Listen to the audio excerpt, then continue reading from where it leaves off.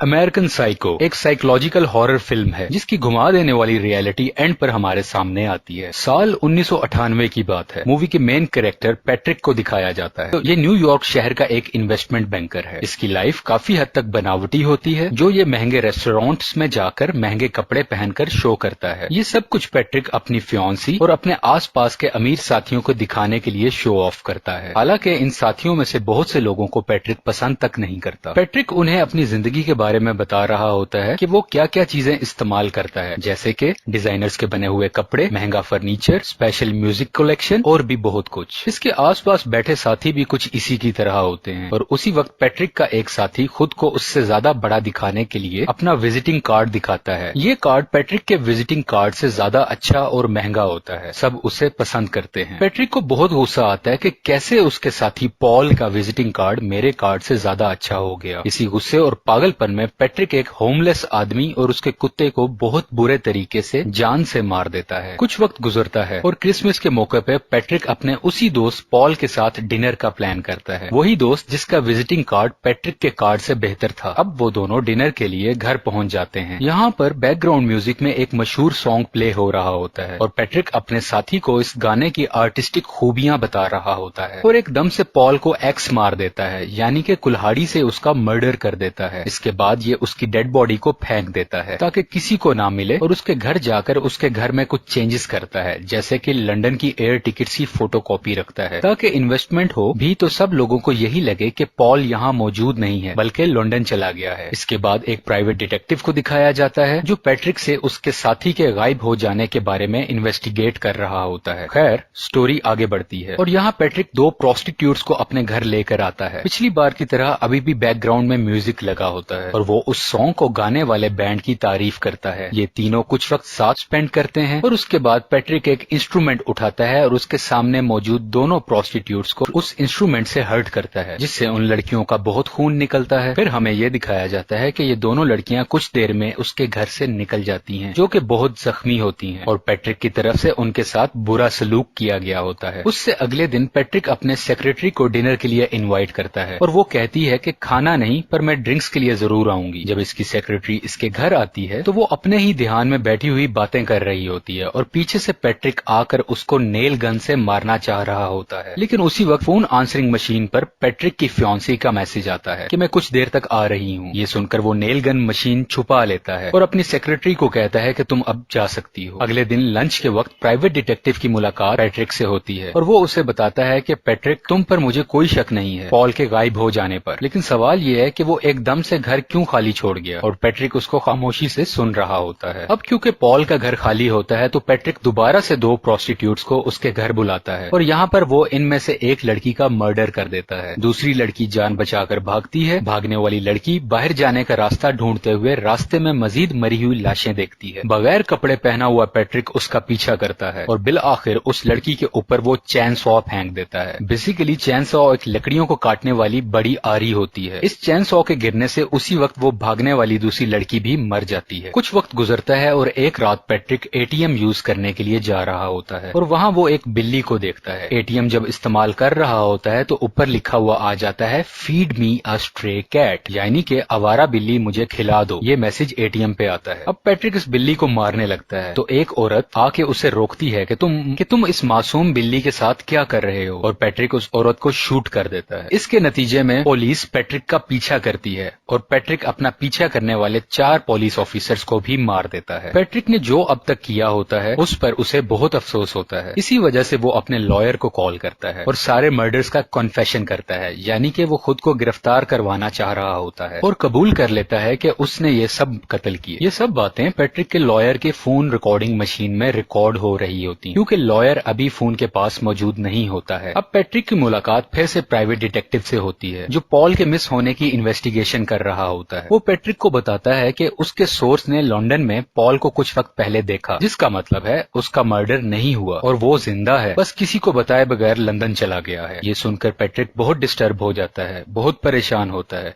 कि ये कैसे हुआ, मैंने तो खुद उसको मार दिया था। अगले दिन पैट्रिक पॉल के घर जाता है ताकि अगर वहाँ कोई मेरे किए हुए मर्डर के सबूत भी हैं तो मैं उन्हें गायब कर दूं, लेकिन वो घर खाली होता है और किसी ने उसे काफी दिनों से बेचने के लिए लगाया होता है। प्रॉपर्टी स्टेट डीलर से पता चलता है कि ये घर पॉल का है ही नहीं और एक बार फिर हम पैट्रिक के चेहरे पर परेशानी देखते हैं। दूसरी तरफ ऑफिस के अंदर पैट्रिक की सेक्रेटरी देखती है कि पैट्रिक ने अपने ऑफिस के डॉक्यूमेंट्स के अंदर मुख्तलिफ मर्डर्स की ड्राइंग बनाई होती हैं जो बहुत ब्रूटल और दिल को हिला देने वाली पिक्चर्स होती हैं। अब नया दिन आ जाता है और रेस्टोरेंट में पैट्रिक अपने वकील से मिलता है और वो उसे याद करवाता है रिकॉर्डेड कॉल का और दोबारा से कन्फेस करता है पिछले कुछ दिनों में मैंने बहुत से लोगों के मर्डर किए। उसका वकील पैट्रिक पर हंसता है और कहता है कि पैट्रिक तुम मेरे साथ जोक कर रहे हो या मुझे फूल बनाने की कोशिश कर रहे हो। ऐसा हो ही नहीं सकता क्योंकि उसने कल ही पॉल के साथ लंदन में डिनर किया था। पैट्रिक बहुत कंफ्यूज और थक चुका होता है। ये सब सुनने जानने के बाद कि पहले पॉल के जिंदा होने का प्राइवेट डिटेक्टिव ने बताया और अब उसके वकील ने भी, पैट्रिक कुछ समझ नहीं पा रहा था और वो अपने घर आ जाता है। बेसिकली पैट्रिक ये सब होने वाले मर्डर्स की हेलुसिनेशन कर रहा होता है, यानी कि किसी ऐसी चीज को रियल समझना जो एक्चुअल में एग्जिस्ट ही नहीं करती। ये सब इसका ख्याल था क्योंकि ये इन सब मर्डर होने वालों से नफरत करता था और इन्हें नुकसान पहुंचाना चाहता था किसी तरह भी, और उसने अपने माइंड में ही एक दुनिया बना ली कि उसने सबको मार दिया। बेसिकली ये सब पैट्रिक का मेंटल डिसऑर्डर था। मूवी यहीं पर खत्म हो जाती है। आपको पसंद आए तो प्लीज लाइक कीजिएगा। Thank you for watching.